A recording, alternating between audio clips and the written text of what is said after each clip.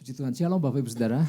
Oke, pesan Tuhan buat kita di minggu ini adalah pesannya gini, sanggupkah Tuhan? Pesannya apa? Sanggupkah Tuhan? Wah, ini suatu pertanyaan ya. Mungkin buat setiap kita kalau ada pertanyaan seperti itu kita akan langsung berkata sanggup, oh Tuhan dahsyat gitu ya. Tapi kalau sampai Tuhan kasih ini pesan, artinya Tuhan gak mau ada sedikit pun keraguan ada pada setiap hati orang-orang percaya umat Tuhan. Ya, Tuhan gak mau ada sedikit keraguan ada dalam setiap anak-anak Tuhan di tempat ini. Mazmur 78 ayat 18-19. Oke, kita baca sama-sama dua ayat ini, Mazmur 78. Oke, 1, 2, 3. Mereka mencobai Allah dalam hati mereka dengan meminta makanan menuruti nafsu mereka. Ayat 19. Mereka berkata terhadap Allah, sanggupkah Allah menyajikan hidangan di padang gurun? Nah, Bapak Ibu Saudara, sedikit latar belakang daripada Mazmur, ini kan Mazmur 78 ya. Mazmur 78 ini terdiri daripada 72 ayat. Ya, memang salah satu Mazmur yang panjang ya, 72 ayat. Ini Mazmur tentang nyanyian pengajaran yang ditulis oleh Asaf. Nah, yang di dalamnya terdapat, ada minimal ada 4 bagian ya, ada 4 hal. Ini perlu saya sampaikan dulu, jadi kita tahu nih di Mazmur 78 ini wow banyak sekali pesan demi pesan ya. Oke, Mazmur 78 ini mengandung apa? Sejarah, pelajaran sejarah ya. Tentang bagaimana karya Tuhan yang begitu luar biasa membebaskan bangsa Israel keluar dari Mesir, membawa mereka keluar dan bagaimana Tuhan menuntun dan memelihara umatnya. Sampai akhirnya Tuhan bawa ke tempat yang Tuhan janjikan. Wah, ini satu perjalanan peristiwa dahsyat. Ya.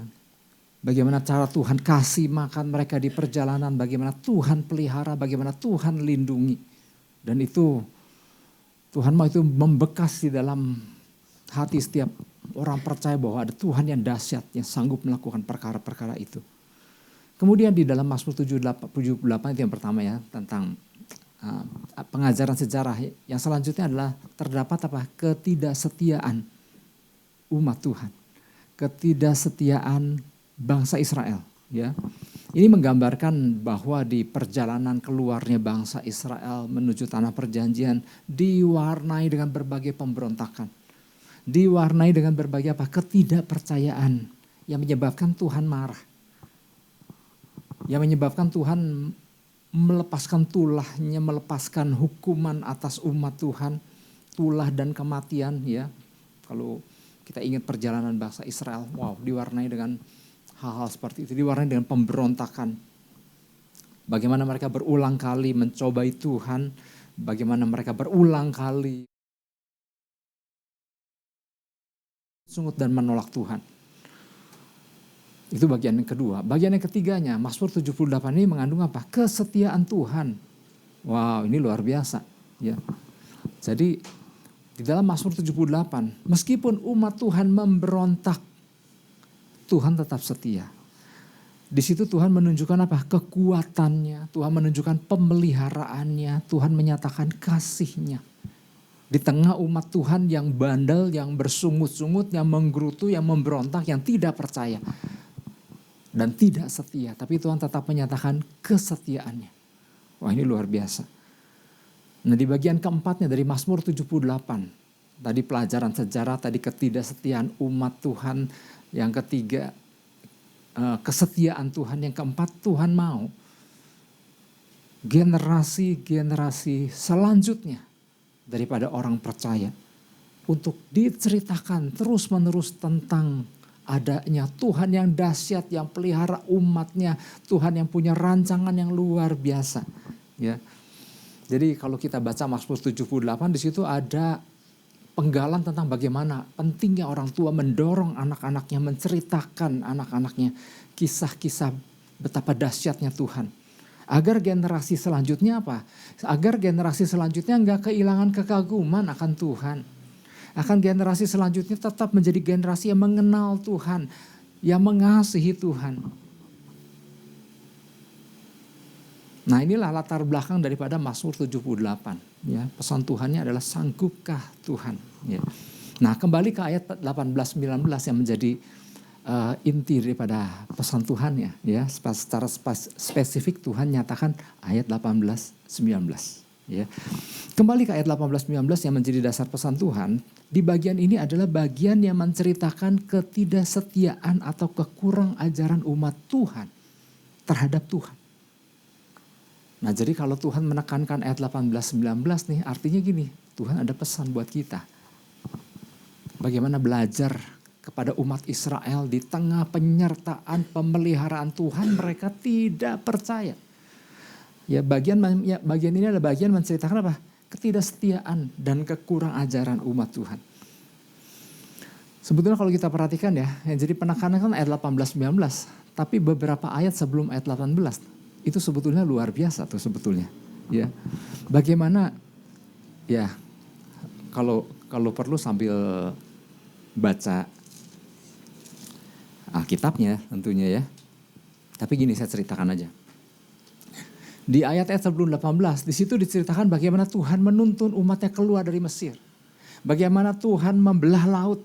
Bagaimana waktu mereka perlu air Tuhan membelah gunung batu dan keluarlah air dengan begitu luar biasa. Dan mereka minum dengan puas. Menginjak ayat 18 mereka berkata sanggupkah Tuhan menyediakan makanan di padang gurun. Di tengah kedahsyatan-kedahsyatan yang Tuhan lakukan. Air sampai dapat berlimpah. Baru lewat satu ayat. Sanggupkah Tuhan? Sanggupkah Allah menyajikan hidangan di padang gurun? Ya.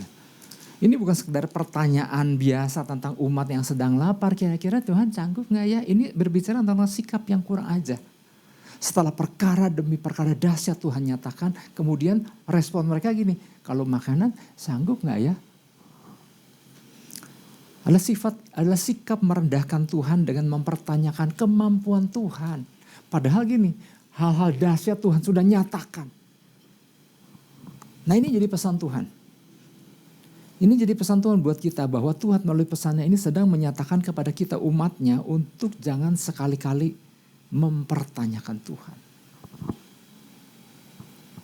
Jangan sekali-kali mempertanyakan dirinya ya, maksudnya diri Tuhan. Nah ketika umat Tuhan mempertanyakan Tuhan dengan pertanyaan-pertanyaan seperti yang tadi ayat 18-19 itu yang disebut dengan dosa ketidakpercayaan. Ya, the sin of unbelief. Nah kita seolah-olah sedang menempatkan diri di posisi yang berlawanan dengan Tuhan. Setelah melalui peristiwa-peristiwa dahsyat, kemudian si umat Tuhan berdiri di hadapan Tuhan nih. Bisa nggak bikin makanan? Bisa nggak sediakan makanan gitu? Padahal apa? Yang lebih dahsyat dari itu mereka baru saja lalui. Mungkin kita berkata bahwa aku gak pernah ngomong begitu. Aku gak pernah mengatakan Tuhan dengan pertanyaan-pertanyaan sanggupkah Tuhan menyajikan hidangan di padang gurun.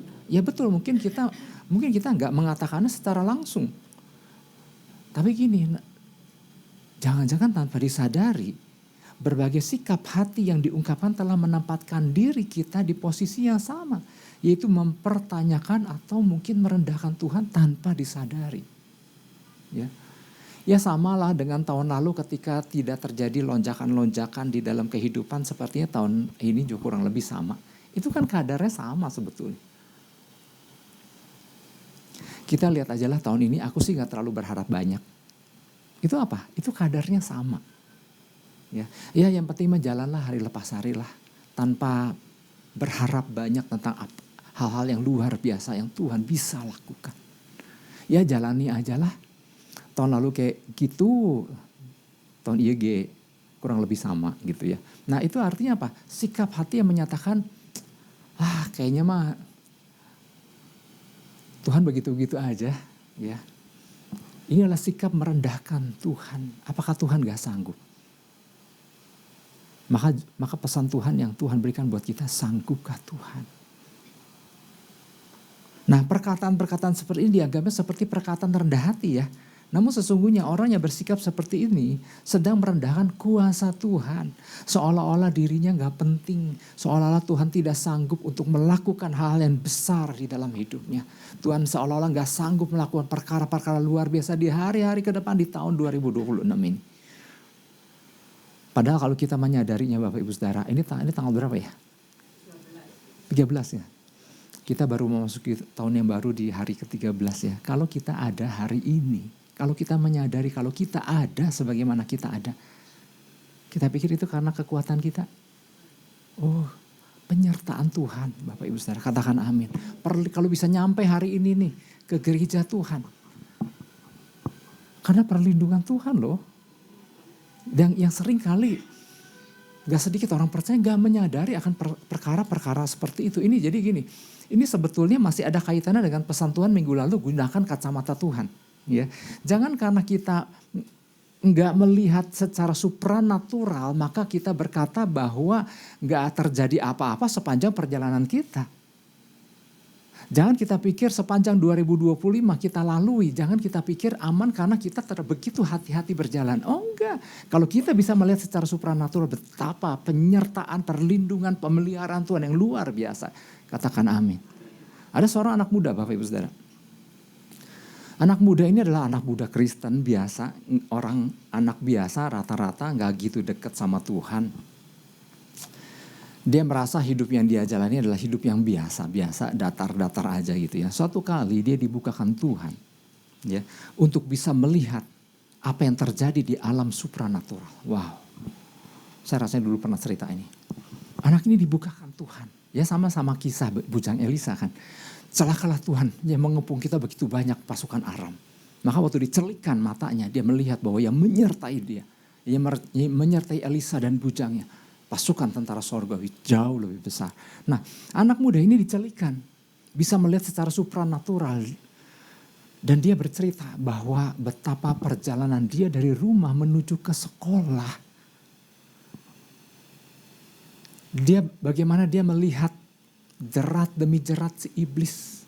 Bagaimana ancaman-ancaman maut, kecelakaan yang menghadang sepanjang perjalanan dia melihat Tuhan memerintahkan malaikat surgawi untuk menatang dia di atas tangannya. Ketika dia mau menginjak satu lubang ada malaikat yang menatangnya. Ketika ada iblis mencoba menjerat melalui orang lain untuk menawarkan narkoba, ada perlindungan sehingga dia bisa berjalan tanpa ada gangguan daripada orang-orang yang anak-anak muda di pinggir jalan yang menawarkan. Ketika ada kecelakaan yang datang tiba-tiba mobil ke arah dia, tiba-tiba mobil itu dibelokkan karena ada malaikat yang Tuhan perintahkan untuk meluputkannya. Sehingga pada waktu dia sampai di sekolah, dia berkata, apa yang dia pikir sehari-hari bahwa dia pergi ke sekolah dan tiba dan kemudian belajar adalah hal biasa. Hari itu dia melihat, aku bersyukur kalau aku bisa sampai ke sekolah, kalau bukan Tuhan. Sejak hari itu Bapak Ibu Saudara, hidupnya berbeda, cara pandangnya berbeda. Dia merasa aku ini begitu penting di mata Tuhan. Sejak peristiwa itu, dia begitu mengasihi Tuhan bahwa betapa Tuhan itu menghargai dirinya. Tuhan begitu punya rancangan luar biasa. Kalau Tuhan gak memandang dia penting, dia udah mati katanya dari dulu dengan berbagai peristiwa yang bisa saja terjadi terhadap dirinya. Tapi ternyata siapakah dirinya sehingga Tuhan begitu bela dan Tuhan lindungi. Yang ngerti sampai sini katakan amin. Wow. Sejak hari itu menjadi seorang anak yang begitu dekat sama Tuhan. Seandainya setiap kita bisa memakai kacamata Tuhan, Bapak Ibu Saudara, setiap kita akan menghargai pertolongan Tuhan. Setiap kita akan lebih menghargai perkara-perkara dahsyat yang Tuhan terus senantiasa berikan yang mungkin orang percaya tidak menyadarinya. Oleh sebab itu beberapa cara pandang yang perlu kita perbaiki berkaitan dengan pesan Tuhan ini. Beberapa di antaranya, yang pertama adalah gini, ubah sikap hati. Ubah sikap hati dari sikap yang biasa menjadi sikap yang optimis dan percaya. Ubah sikap hati dari sikap yang biasa menjadi sikap yang optimis dan percaya. Dari sanggupkah Tuhan menjadi Tuhanku sanggup, katakan amin. Mazmur 78 ayat 21 sampai 24. Saya mau tunjukkan Bapak Ibu Saudara, ini kan tadi 18, 19, nah setelah itu. Ayat 21, sebab itu ketika mendengar hal itu, mendengar apa? Mendengar bahwa umat Israel berkata, sanggupkah Tuhan menyediakan hidangan di padang gurun? Nah, sebab itu ketika mendengar hal itu, Tuhan apa? Tuhan gemas. Api menyala menimpa Yakub, bahkan murka bergejolak menimpa Israel. Ayat 22, sebab mereka tidak percaya kepada Allah dan tidak yakin akan keselamatan daripadanya. Ayat 23, maka ia memerintahkan awan-awan dari atas membuka pintu-pintu langit, menurunkan kepada mereka hujan mana untuk dimakan dan memberikan kepada mereka gandum dari langit. Wow, ini keren sekali Bapak Ibu Saudara. Ya. Kita baru mengerti maksud Tuhan ya kalau nanti Bapak Ibu Saudara bisa baca secara keseluruhan Mazmur 78. Mengapa di Mazmur 78 ini di bagian awal menceritakan pentingnya umat Tuhan, menceritakan kembali perbuatan-perbuatan Tuhan yang dahsyat kepada generasi yang kemudian. Pentingnya umat Tuhan menceritakan perbuatan-perbuatan yang luar biasa kepada generasi anak-anak. Agar generasi yang selanjutnya, agar generasi anak-anak tidak kehilangan kekaguman kepada Tuhan. Tujuannya sebetulnya adalah bukan cuma buat kepentingan si anak, tapi buat kepentingan generasi pendahulunya, yaitu yang menceritakan. Artinya gini, yang menceritakan itu adalah orang-orang yang mengalami. Nah, kalau cuma mengalami aja, tapi nggak menceritakan, maka lama-lama yang pernah mengalami pun kehilangan kekaguman. Tapi ketika dia menceritakannya, maka pernah ada orang yang bilang, Pak nggak bosan kelas pengajaran terus-menerus sambung menyambung? Saya bilang enggak, saya seru. Sambil saya menyampaikan, saya lagi ngajar diri saya lagi mengingatkan banyak hal kepada diri saya. Nah, kepada si pendahulu yang mengalami, waktu dia menceritakan, dia sedang membakar dirinya sendiri. Tapi waktu dia menyampaikan juga, orang yang disampaikan kepada generasi anak, anak itu akan terbakar. Wow, Pak, betapa dahsyatnya Tuhan kita. Kalau itu anak berkata, aku nggak tahu kenapa aku disuruh pergi ke tempat ibadat Tuhannya orang tuaku. Tapi waktu orang tua menceritakan perkara yang dahsyat, maka si anak mari kita pergi ke tempat beribadah Tuhan kita. Pak. Bukan Tuhannya mama dan papa, bukannya gereja mama dan papa, tapi gerejaku di mana ada Tuhanku bersemayam. Wow, itu dahsyat. Dan angkatan ini, angkatannya terus berkobar-kobar buat Tuhan. Kalau terus ada pihak yang menceritakan tentang kedahsyatan Tuhan. Nah, orang-orang yang gagal menceritakan perbuatan Tuhan yang ajaib kepada angkatan yang selanjutnya sebetulnya sedang memutuskan sebuah generasi yang seharusnya berkobar-kobar bagi Tuhan menjadi generasi yang tawar hati dan tidak mempercayai Tuhan. Generasi yang flat aja, nggak ada rasa kekaguman apa-apa sama Tuhan. Dalam arti kata lain, ketika pihak orang tua nggak mengajar, nggak menceritakan perkara dahsyat, sebetulnya dia sedang mempersiapkan robot-robot yang hanya mengandalkan logika di otaknya. Karena teknologi yang di masa sekarang. Tapi tidak pernah memperkenalkan peristiwa supranatural kedahsyatan Tuhan. Karena gini, jangankan kepada generasi yang selanjutnya, generasi bangsa Israel yang mengalami peristiwa dahsyat Tuhan aja yang baru kemarin 1-2 hari yang lalu mengalami batu karang dibelah dan mengalami air yang berlimpah saja, hanya beda mungkin gak tahu beberapa hari, timbang perut lapar kemudian langsung mempertanyakan apakah sanggupkah Tuhan menyediakan hidangan di padang gurun yang baru ngalamin. Apalagi generasi yang gak pernah ngalamin dan gak pernah diceritakan.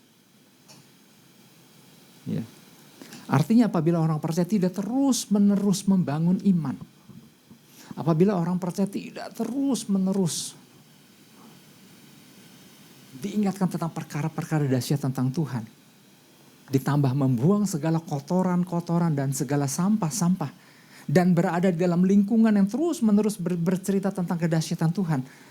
Maka orang percaya cenderung akan mudah menjadi orang-orang yang lemah. Makanya penting gak mendengar perbuatan-perbuatan Tuhan yang ajaib sambil membuang kotoran-kotoran. Ya makanya bersyukur untuk pesan Tuhan. Kadang kan pesan Tuhan menegur, kadang pesan Tuhan mengingatkan kita. Jangan kalau ditegur, firman-Nya keras. Itu mah Tuhan yang nyampaikan pesannya. Ya. Membangun iman itu bagus Bapak Ibu Saudara, katakan amin. Tapi apabila kotoran-kotoran gak dibuang, maka sulit untuk melihat perbuatan yang dahsyat. Jangan kita cuma rajin membangun iman, tetapi yang kotoran terus dipendam. Sakit hati terus, kepahitan terus. Maka sulit untuk mata rohani bisa melihat perkara-perkara luar biasa. Yang orang kotoran, pusat kehidupan adalah hati, dan di hati tersimpan segala macam kotoran. Ya. Maka seperti bangsa Israel, yang keluar adalah gini, sanggupkah Tuhan? Nah, kotoran-kotoran itu juga perlu dibuang Bapak Ibu Saudara. Salah satu yang perlu dibuang adalah apa? Degil hati. Apa? Apa hati? Degil, ya. Degil itu kalau kotor ya, banyak kotoran, dekil gitu ya. Degil. Degil itu hati yang sulit untuk dikoreksi. Wah, degil itu dinasehatin ke nggak mau denger. Nah, itulah degil Bapak Ibu Saudara. Apa yang membuat Daud adalah seorang yang disukai Tuhan. Maka Tuhan kan pernah kan tulis kan, Daud itu berkenan sekali di dalam pandangan mata Tuhan. Kenapa? Bukannya Daud orang yang nggak pernah melakukan kesalahan. Oh, kesalahan Daud tuh kadang-kadang mengerikan juga yang pernah dia lakukan kan. Tetapi apa yang membuat Tuhan senang sama Daud? Bukan karena Daud nggak pernah bikin salah, karena Daud seorang yang mudah untuk dikoreksi. Mudah untuk apa? Untuk dikoreksi. Ya. Salah satu ciri orang yang dekat sama Tuhan, bukan orang yang jalannya nggak nempel di tanah, tapi orang yang mudah untuk dikoreksi. Ya. Daud adalah seorang yang self-critical. Makanya kan Daud kan sering datang sama Tuhan untuk minta dikoreksi. Selidikilah aku ya Tuhan. Selidiki apakah jalanku serong atau enggak. Oh, ini kan luar biasa. Ya. Nah, kenapa saya gunakan contoh Daud? Ya, karena gini, di Mazmur 78, kalau kita baca, disebutkan dua suku. Ada suku Efraim yang sedianya Tuhan mau melakukan perkara-perkara luar biasa atas suku Efraim. Kenapa? Suku Efraim itu sukunya Yusuf. Nggak ditulis suku Yusuf karena hanya satu-satunya suku Yusuf yang Yusufnya tidak ditulis tapi anak-anaknya ditulis, Efraim dan Manasye. Dan salah satu suku yang besar adalah Efraim, dan Tuhan punya rencana luar biasa atas Efraim. Tapi ternyata karena sesuatu peristiwa Tuhan beralih kepada Yehuda, di mana Daud terhisap dalam suku Yehuda. Nah, kenapa? Ada apa dengan Efraim di Mazmur 78? Ayat 9. Mazmur 78 ayat 9. Efraim, karena gini, para pendahulu-pendahulu nggak pernah menceritakan perkara-perkara dahsyat, akibatnya apa? Di sini Bani Efraim, pemanah-pemanah yang bersenjata lengkap berbalik pada hari pertempuran. Bayangkan, ini pasukan-pasukan prajurit-prajurit Tuhan, pemanah-pemanah yang bersenjata lengkap, kemudian apa? Berbalik pada hari pertempuran. Yang sedianya mereka percayakan, bangsa Israel kan punya hukum perang kan, percaya bahwa yang berperang adalah Tuhan bukan mereka, sehingga waktu mereka melakukan tugas dan fungsinya, maka Tuhanlah yang berperang ganti mereka. Tapi pada hari itu, bangsa Efraim, Bani Efraim, pemanah-pemanah udah bersenjata lengkap, kabur pada hari pertempuran, gak yakin. Ya. Padahal mereka sudah pemanah-pemanah yang bersenjata lengkap. Yang Tuhan kehendaki bukan semata-mata tampilan luar bersenjata lengkap, melainkan apa? Sikap hati. Bukan sekedar aksesoris ya, pemanah-pemanah yang bersenjata lengkap, keren gak? Wah, keren Bapak Ibu Saudara. Tapi yang dibutuhkan adalah orang-orang yang memiliki mentalitas prajurit Tuhan yang tahu untuk siapa ia berperang, yang ngerti katakan amin. Kita bisa aja semua pakai pakaian prajurit, pakai tentara, bisa nggak? Bisa. Saya beliin jaketnya buat sejumlah kita pakai jaket tentara, pakai boot tentara, ya pakai ransel tentara. Tapi apakah artinya kita semua adalah prajurit-prajurit Kristus hanya dengan aksesoris luar? Belum tentu. Yang dibutuhkan adalah apa? Dari dalam dirinya, mentalitas kita prajurit Tuhan atau bukan, ya. Kalau orang paham bahwa dia adalah prajurit Tuhan, maka dia tahu siapa musuh yang harus dikalahkan dan siapa yang memberikan kemenangan. Ya bersyukurlah Bapak Ibu Saudara, di tempat ini kita terus diingatkan bahwa kita adalah prajurit-prajurit Tuhan. Sampai saya berkata kita adalah Navy Seals, kurang apa? Tetapi ternyata saya menyadari loh, gak mudah loh ngingetin orang bahwa kita adalah prajurit-prajurit Tuhan.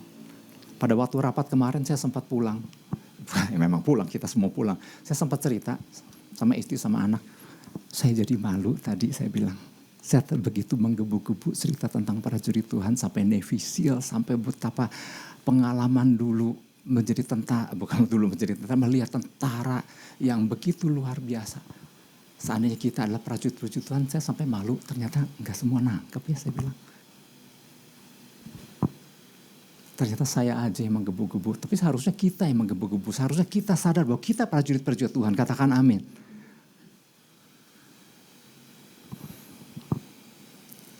Kenapa? Ayat 9 tadi. Kenapa mereka berbalik pada hari pertempuran? Lihat ayat 11. Mereka melupakan pekerjaan-pekerjaannya. Melupakan pekerjaan-pekerjaan Tuhan. Melupakan perbuatan-perbuatannya yang ajaib. Yang telah diperlihatkannya kepada mereka. Siapa di sini yang pernah mengalami perbuatan Tuhan yang ajaib? Semua padahal. Nah, tapi jadi lupakan. Efraim melupakan perbuatan-perbuatan Tuhan yang ajaib. Maka mereka hanya pakai aksesoris luar seperti prajurit Tuhan. Tapi pada hari pertempurannya yang sebenarnya mereka lari. Mereka enggak yakin Tuhan yang berperang ganti mereka. Padahal gini, ada musuh yang harus dikalahkan. Ya.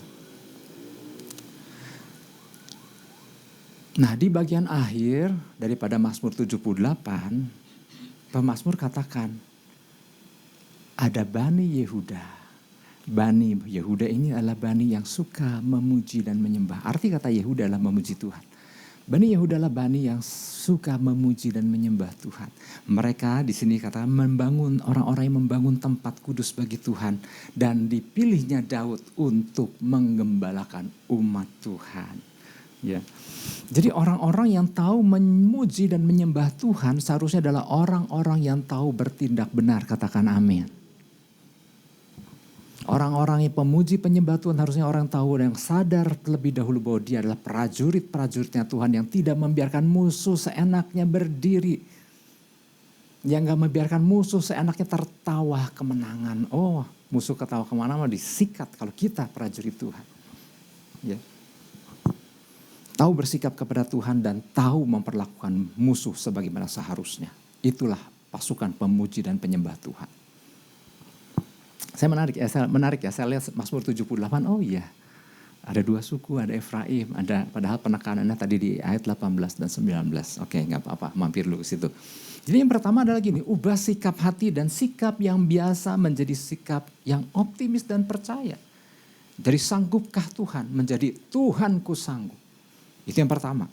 Yang kedua, ubah cara pandang dari Tuhan yang terbatas menjadi Tuhan yang tak terbatas, katakan amin. Penyediaan Tuhan itu jauh lebih besar daripada luasnya padang gurun yang dilalui umat Israel, Bapak Ibu Saudara. Kalau Bapak Ibu Saudara ada yang pernah pergi ke Timur Tengah ke Israel, ya kalau ngelihat padang gurun, ya ampun Bapak Ibu Saudara. Kalau pernah kita melihat laut tidak terbatas, maka waktu ke sana lihat padang gurun yang tidak terbatas. Tapi tetap Tuhan kita jauh lebih besar dari luasnya padang gurun yang sedang dilalui pada waktu itu oleh umat Israel. Ya, ada istilah God's provision is bigger than our wilderness. Penyediaan Tuhan lebih besar dari padang gurun, istilahnya dari padang gurun yang sedang di mana kita berada, ya istilah pada waktu bangsa Israel di sana. Jadi penyediaan Tuhan itu lebih besar apabila dibandingkan dengan keadaan padang gurun yang dilalui dan dihadapi umat Israel pada waktu itu. Mazmur 78 ayat 18-19. Mereka mencobai Allah dalam hati mereka dengan meminta makanan menurut nafsu mereka. 19, mereka berkata terhadap Allah, sanggupkah Allah menyajikan hidangan di padang gurun. Nah, Bapak Ibu Saudara, bukannya umat Israel pada waktu di perjalanan padang gurun itu tidak mempercaya Tuhan bahwa Tuhan sanggup membelah gunung batu dan mengalirkan air yang banyak terhadap mereka sehingga mereka bisa minum dengan puas. Mereka bukannya berkata bahwa itu bukan dari Tuhan, mereka tahu itu Tuhan yang lakukan. Dari nggak ada air nih, kemudian padang gurun terbelah, lalu keluarlah air. Ya, mereka tahu itu Tuhan yang lakukan, Bapak Saudara. Mereka percaya akan hal itu. Tapi apabila untuk memberi mereka makan kenyang, di dalam bukit batu mana ada tersimpan makanan? Kira-kira Tuhan sanggup nggak? Saudara nangkep nggak logikanya di sini? Kenapa mereka percaya bahwa itu yang air yang Tuhan keluarkan itu berasal dari Tuhan, ya Tuhan yang lakukan. Kenapa? Mereka tahu di bukit batu itu biasanya di balik bukit, di sebuah kedalaman tanah tersimpan air tanah. Tersimpan air di balik bukit batu yang keras itu.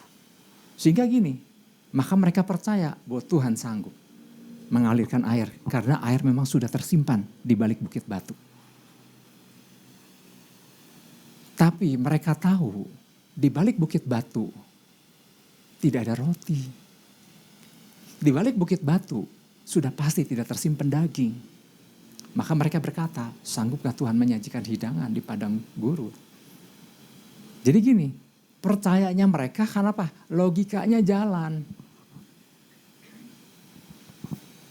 Karena otak mereka berpikir, karena mata mereka melihat bahwa air keluar dari bukit batu itu sangat mungkin sekali. Tapi kalau roti makanan keluar dari bukit batu itu nggak mungkin. Ya, nggak mungkin keluar begitu saja. Air memang bisa tersimpan di bawah bukit batu. Makanan, pinggir dulu, mana mungkin, ya. Jadi apa yang membatasi kuasa Tuhan bekerja, Bapak Ibu Saudara? Pikiran manusia, pikiran si umat Tuhan. Ya. Kalau masih dapat dicerna oleh akal pikiran bahwa di bawah kedalaman tanah di bawah bukit batu itu masih tersimpan air tanah, maka mungkinlah Tuhan bisa melakukan itu. Masih make sense katanya, masih masuk akal, ya. Lalu bagaimana umat Tuhan menerima makanan? Ya, nggak mungkin. Maka Tuhan jawab apa? Ayat 21 yang tadi saya baca lagi. Sebab itu ketika mendengar hal itu Tuhan gemas, api menyala menimpa Yakub, bahkan murka bergejolak menimpa Israel. Sebab mereka tidak percaya kepada Allah dan tidak yakin akan keselamatan daripadanya. Maka ia memerintahkan, dari mana itu si mana itu datang roti-roti itu? Dia memerintahkan awan-awan dari atas membuka pintu-pintu langit. Mereka berpikir kan gini, dari bukit batu mana mungkin kalau dibelah naik keluar roti, keluar makanan. Buat Tuhan, dari langit juga bisa. Maka ia memerintahkan awan-awan dari atas membuka pintu-pintu langit. Menurunkan kepada mereka hujan mana untuk dimakan. Dan memberikan kepada mereka gandum dari langit. Yang gak pernah dipikirkan manusia. Mana ada gandum di langit. Mana ada mana. Tapi Tuhan bisa mencurahkan seperti hujan. Lanjut. Ayat selanjutnya. Setiap orang telah makan roti malaikat. Wah, ini luar biasa ya, istilah mana itu adalah roti dari sorga, ada roti malaikat. Ia mengirimkan perbekalan kepada mereka berlimpah-limpah. Lanjut, ia telah menghembuskan angin timur di langit dan menggiring angin selatan dengan kekuatannya. Giring apa? Ia menurunkan kepada mereka hujan daging seperti debu. Seperti debu banyak dan hujan burung-burung bersayap seperti pasir laut. Wow. Terus? Ia menjatuhkannya ke tengah perkemahan mereka sekeliling tempat kediaman itu. Ayat 29. Mereka makan dan menjadi sangat kenyang.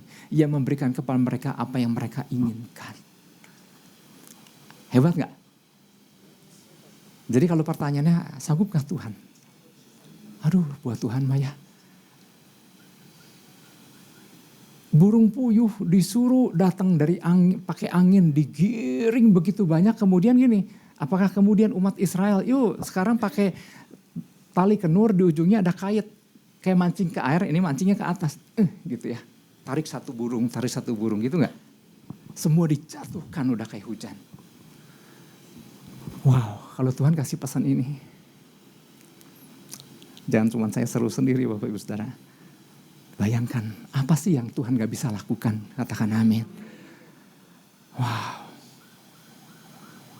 Orang percaya, manusia sering membatasi Tuhan dengan apa? Pemikiran, pengalaman masa lalu. Dah dulu juga susah, pastilah sekarang juga gak kalah susah. Sering kali ada pengalaman masa lalu, logika jalan. dan ketakutan diri sendiri. Padahal kuasanya jauh melebihi apa yang kita doakan dan pikirkan. Jauh melebihi. Gak kepikir. Gak ketambung sama pikiran kita. Ya. Ingat gak peristiwa Petrus berjalan di atas air? Guru, kalau itu engkau, suruh aku datang berjalan kepadamu. Dan Yesus berkata kepada Petrus, datanglah. Wah, ini luar biasa Bapak Saudara. Ketika murid-murid yang lain memilih untuk diam di dalam perahu, Petrus keluar dari perahu dan kemudian dia berjalan di atas air loh. Dan dia berjalan di atas air dan ada ayat yang mengatakan ketika dia melihat angin, dia merasakan ada angin yang menerpa. Sadarlah dia, aku lagi berjalan di atas air nih. Logika berjalan, mana mungkin, berat jenis aku kan lebih berat dari berat jenis air. Jadi gak mungkin benda yang berat gini bisa mengambang berjalan di atas air. Nah, mulai nih jalan. Makanya apa terjadi?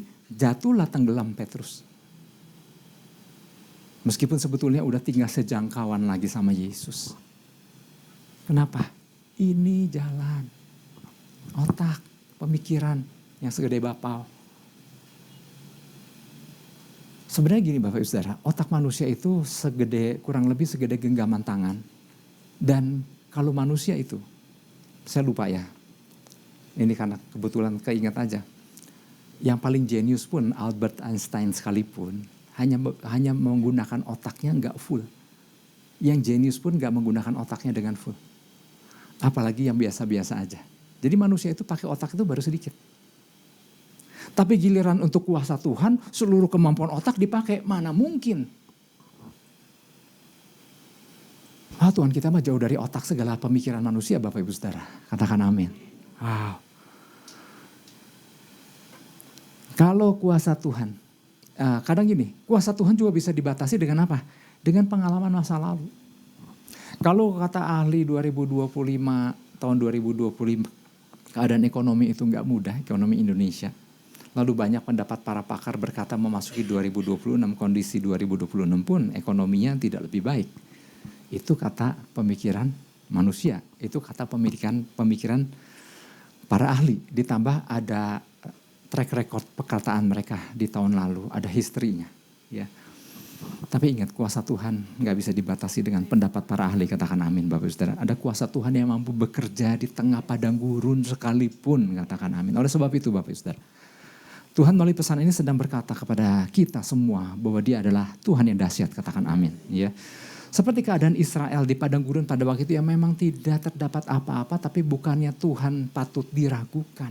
Kalau hari ini kita mungkin merasa melihat, wah ini ngomong negatif, ini ngomong buruk, ini ngomong ini dan itu, bukan artinya Tuhan gak bisa berkarya dalam masing-masing kehidupan kita, katakan amin. Jangan berkata sanggupkah Tuhan, tapi katakan Tuhanku sanggup. Yang mau beri tepuk tangan buat Tuhan Yesus, haleluya.